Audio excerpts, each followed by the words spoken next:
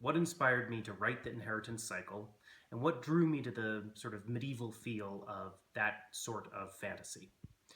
Well, in the first case, I was inspired to write The Inheritance Cycle by my love of fantasy. I love reading about dragons and monsters and adventures and things like that.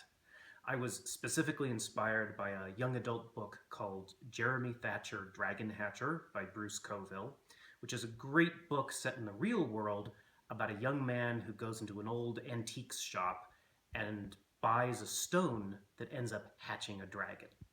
And I loved that idea so much of a young man finding a dragon egg that I started asking myself all sorts of questions, like what sort of a world would a dragon come from? What would happen if a young man found a dragon egg out in the middle of the forest? How did the dragon egg get there? And so forth and so on. And by asking those questions and trying to answer them, I was able to build both the story and the world of the Aragon series. As for the setting itself, most myths and legends and most fantasy books set in the Western fantasy tradition are set in a sort of medieval or pre-medieval setting.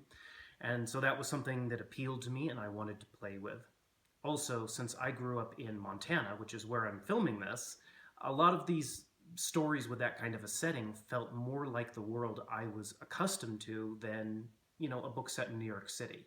Nothing wrong with New York City, but I grew up with mountains and animals and rivers and trees, so stories set outdoors and set before the Industrial Revolution just felt a lot more normal to me, which is, again, part of that connection.